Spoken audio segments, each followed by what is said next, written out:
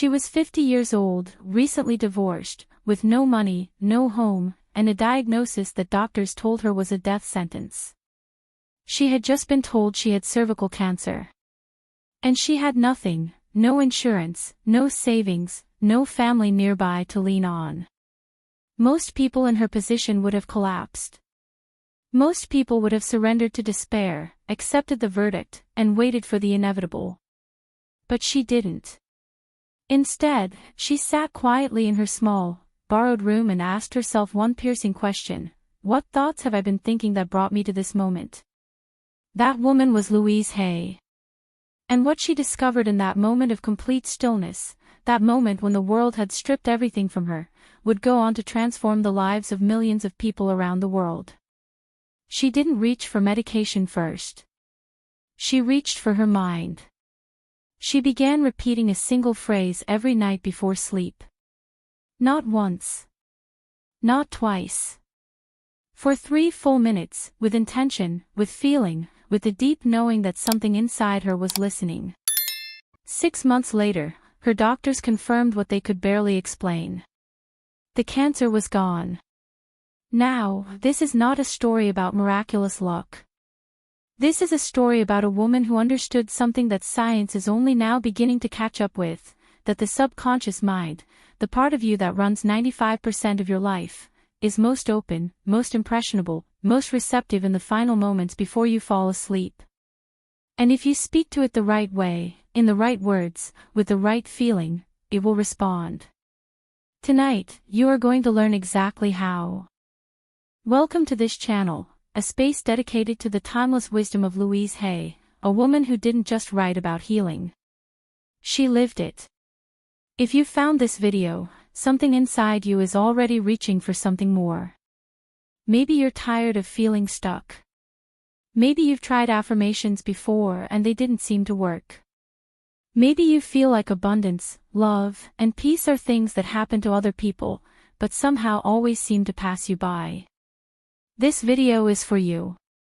Louise Hay spent decades studying the relationship between the conscious mind, the subconscious mind, and the physical reality we experience every day. Her conclusion, backed now by decades of research in neuroscience and quantum physics, was both simple and radical: your outer world is a mirror of your inner conversation. What you say to yourself matters. But when you say it matters even more. The moments just before sleep, what scientists call the hypnagogic state, are when the analytical, critical part of your brain begins to quiet. The filter goes down. The gatekeeper rests. And the subconscious, which has been listening all day from behind that gate, steps fully forward. In this state, repeated words and feelings don't just enter your mind. They embed themselves. They become belief. And belief, as Louise Hay taught, becomes biology, behavior, and reality. In this video, we are going to walk through 7 powerful teachings rooted in Louise Hay's philosophy, 7 chapters that will help you understand not just what to say before bed, but why it works, how to do it correctly, and what to expect as your subconscious begins to rewrite the stories that have been quietly running your life. By the end of this video, you will have a complete practice, a 3-minute bedtime ritual based on Louise Hay's foundational phrase, that you can begin using tonight. This is not theory. This is not wishful thinking. This is a practice that has transformed the lives of millions, from people battling illness to those who were broke, heartbroken, or simply lost. The miracle doesn't begin when things change on the outside. It begins the moment you choose a different thought. Let's begin. Every single night, as you drift towards sleep, your brain passes through a remarkable transition, a doorway between the waking world and the dreaming one, and most people walk through it completely unaware of what it offers. This transition is called the hypnagogic state, and it is one of the most powerful windows for personal transformation that the human brain ever enters. During this state, your brainwaves slow from the fast beta waves of active thinking down to the gentle alpha and then theta waves associated with deep relaxation and creativity. In this slowed state, the prefrontal cortex, the rational, analytical part of your brain that constantly judges, doubts, and filters, begins to step back. Its grip loosens. And that loosening is everything. Louise Hay didn't know the neuroscience behind this process when she first developed her practice. But she knew the results. She had experienced them herself, and she had witnessed them in the thousands of people she guided through her workshops and writings.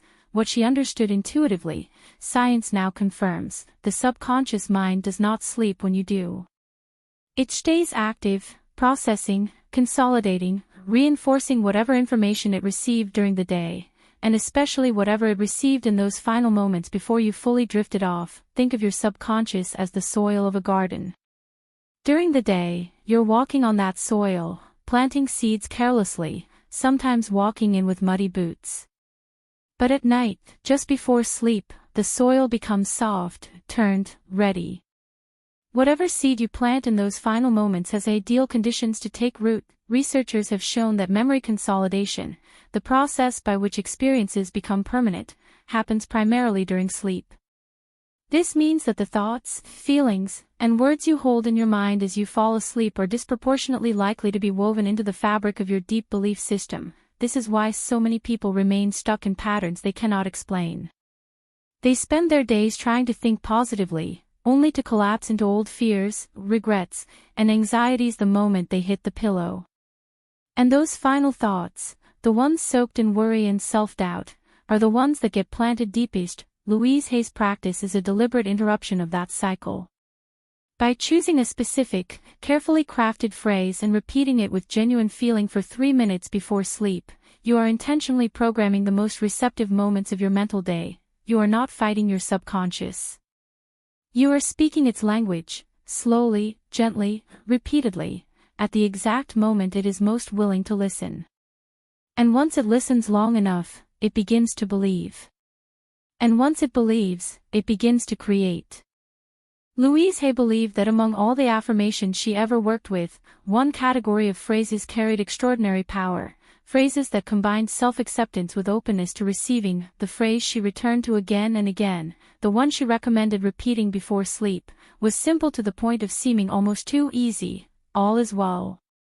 Everything is working out for my highest good. Out of this situation, only good will come. I am safe. At first glance, these words may seem generic.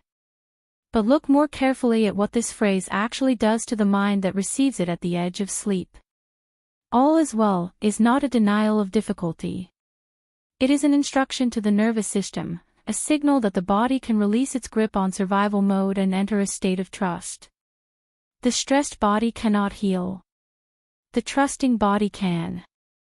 Everything is working out for my highest good redirects the subconscious from its habit of scanning for threats and instead trains it to look for alignment, for opportunity, for the hidden hand of good in every circumstance. Out of this situation, only good will come, is perhaps the most radical line. It asks the subconscious to reframe even the painful, even the confusing, even the seemingly unfair, and to hold the expectation that something good is being born from it. I am safe speaks directly to the primal brain, the part that often runs our deepest anxieties. It is an anchor. And anchors, repeated enough times in the hypnagogic state, become the baseline emotional setting from which we operate during the day. Louise Hay taught that you do not have to believe an affirmation fully when you begin. You only have to be willing. The willingness opens the door. The repetition walks you through it. The 3-minute practice is specific for a reason. Research on repetition and memory suggests that sustained, focused repetition, not a single pass but a committed loop, is what moves something from short-term awareness into long-term belief structure. 3 minutes of slow, felt repetition is enough to begin that process. Tonight, as you lie down, try this: close your eyes, place one hand on your heart, and repeat the phrase slowly, as if you are speaking to a child you love, because in a way, you are. You are speaking to the youngest, most believing part of yourself. Speak gently. Speak with warmth. And watch what begins to shift. Millions of people have tried affirmations and given up. They stood in front of their mirrors, recited positive words, and felt nothing, or worse, felt a quiet internal voice mocking every syllable. This is not a failure of the method.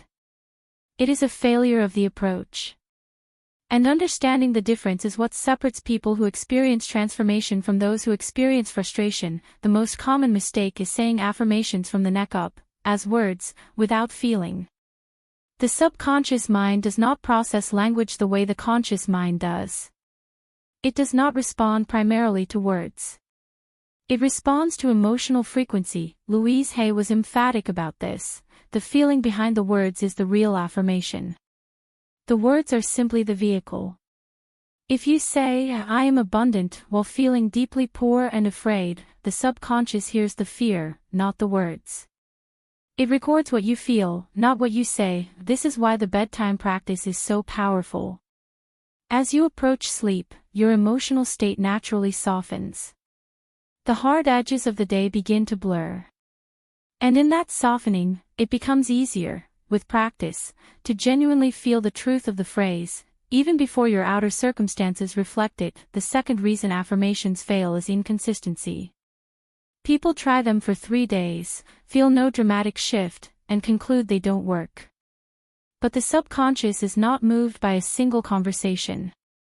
It is moved by a sustained, repeated signal, the same way a river carves a canyon not with one flood but with consistent, patient flow. Louise Hay often said, "You've been thinking the thoughts that created your current reality for years.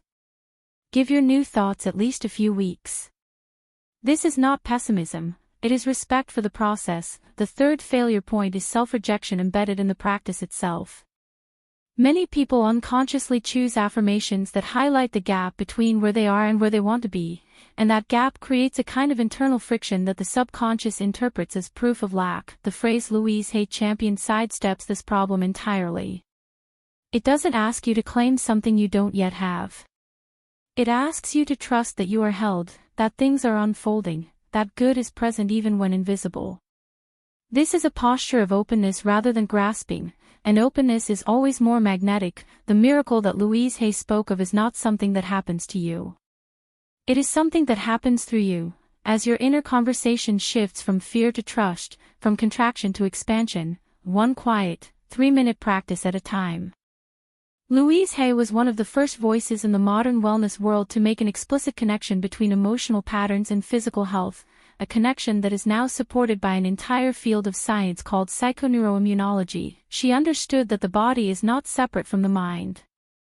It is, in a very real sense, the mind made physical, a living record of every thought, every belief, every suppressed emotion that has moved through your system over the course of your life. Chronic stress, the kind that comes from persistent beliefs like, "I am not safe," "I am not enough," or "the world is against me," keeps the body in a sustained state of low-level emergency. Cortisol stays elevated. Inflammation increases. The immune system, which requires a calm internal environment to function properly, is chronically suppressed. This is not metaphor. This is measurable biology. And it means that the stories you carry, especially the ones you have been carrying so long that you no longer recognize them as stories, are actively shaping your physical reality. The bedtime practice Louise Hay recommended works on the body as much as the mind. As you repeat phrases of safety, trust, and self-acceptance in those quiet moments before sleep, your nervous system responds. Cortisol levels drop.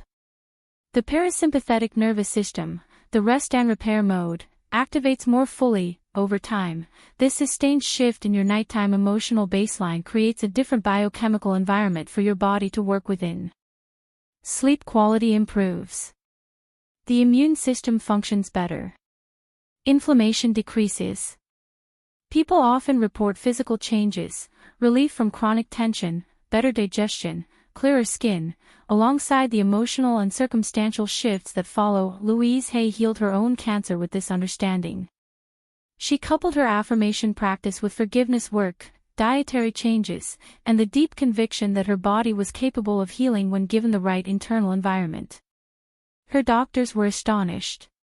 "She was not," she said, "every cell in your body responds to every thought you think." This is not poetic exaggeration.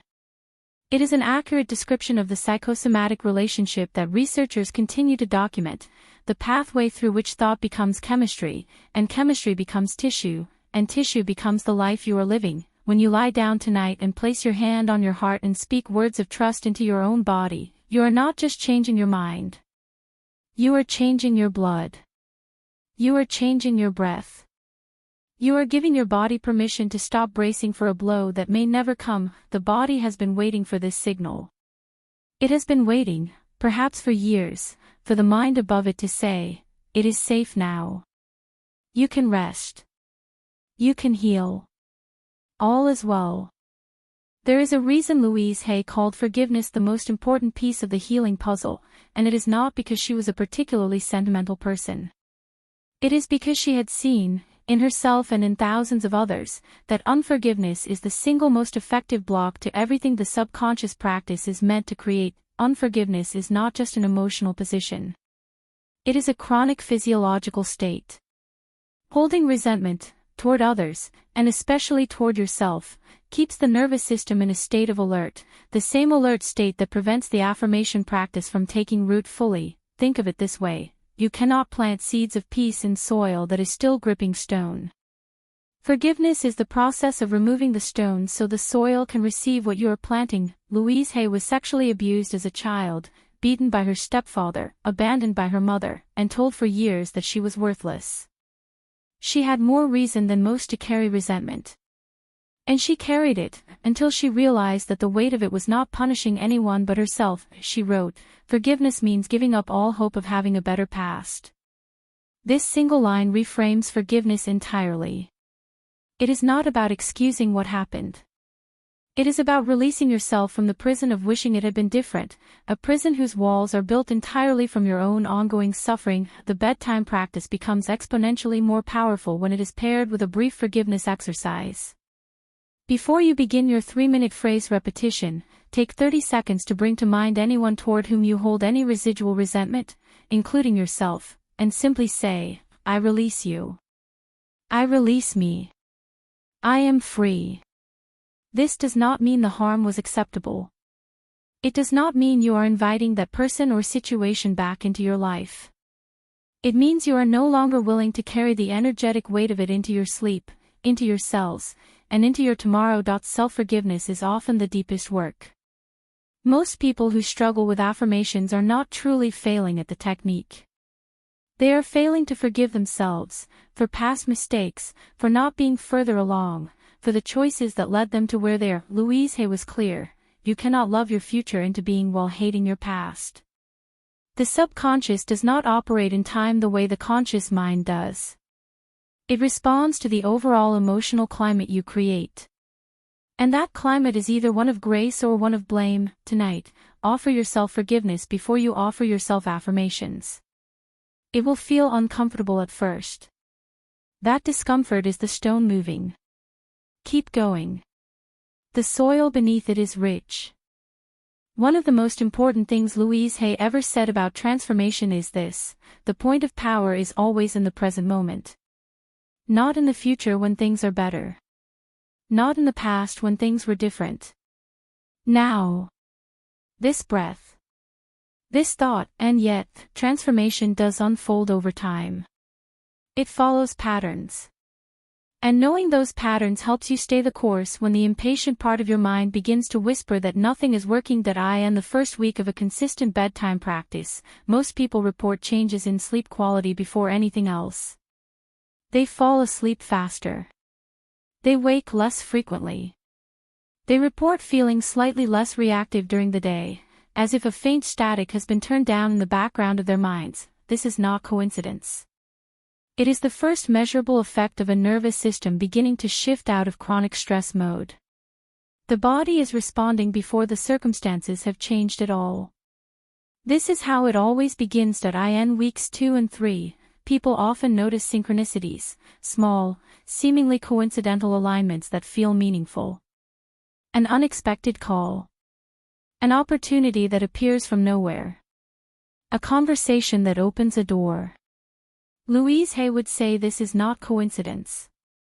It is the subconscious mind, now operating from a slightly different frequency, beginning to attract and notice what was always there but previously invisible. Around the 1-month mark, beliefs begin to shift more noticeably.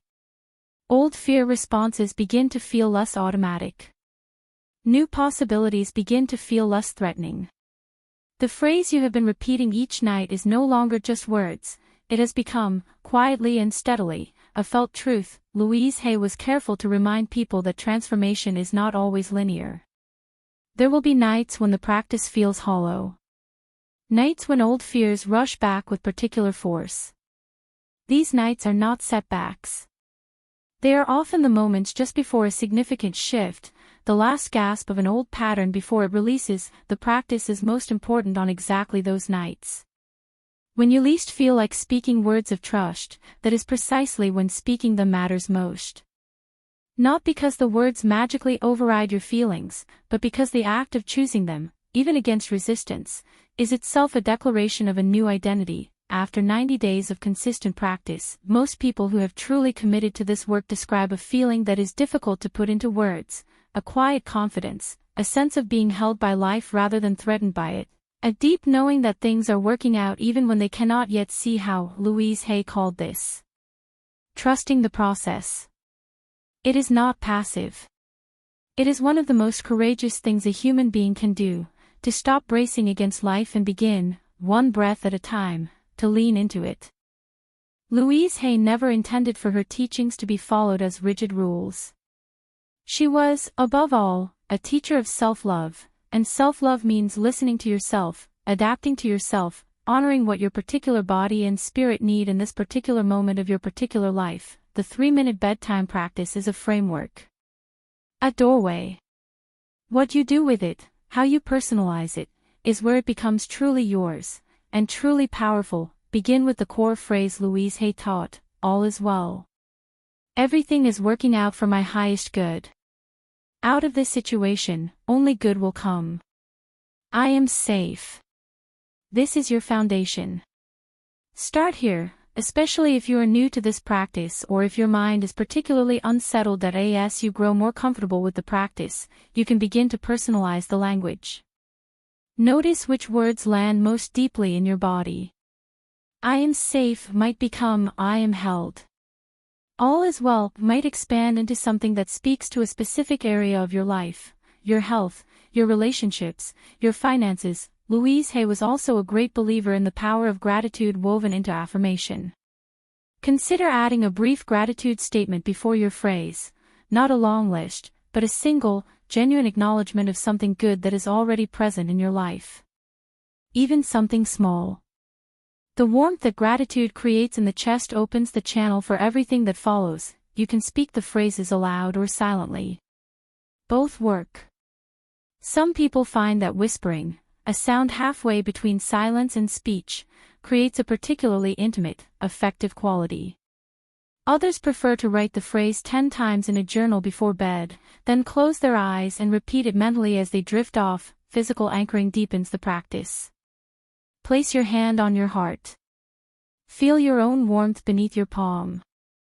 This simple gesture activates the same neural pathways associated with compassion and safety. It tells your body, in its own language, that this moment is one of care, not threat. That if you share a bed with someone, this practice can be done entirely silently. If you have children, consider doing it with them. Teaching a child to speak words of trust and safety into their own mind before sleep is one of the greatest gifts a parent can offer. Track your practice. Not in a rigid, performance-oriented way, but with the quiet curiosity of a scientist observing something fascinating. Note how you feel each morning. Note what shifts, what loosens, what opens. This awareness accelerates the process by engaging your conscious mind as an ally rather than a skeptic. Louise Hay's final gift to all of us was this: she showed us, by the example of her own extraordinary life, that it is never too late. Never too broken. Never too far gone. The body heals. The mind opens. Love returns. All it takes is one willing thought, spoken quietly, in the dark, to the part of you that is always listening. Louise Hay passed from this world in 2017, at the age of 90, peacefully, in her sleep, the same sleep she had spent a lifetime teaching others to use as a gateway to healing. She left behind not a system of rules, but an invitation, an invitation to stop being at war with yourself, to stop rehearsing the worst, to stop planting seeds of fear in the most fertile ground of your mind and expecting flowers to grow. The practice she gave us is 3 minutes long. That is all. 3 minutes, in the quiet of the night, when the world has gone still and your body is soft and your mind is finally, blessedly open. Repeat the phrase. Feel it as you say it. Forgive what needs forgiving. Release what has been gripped too long.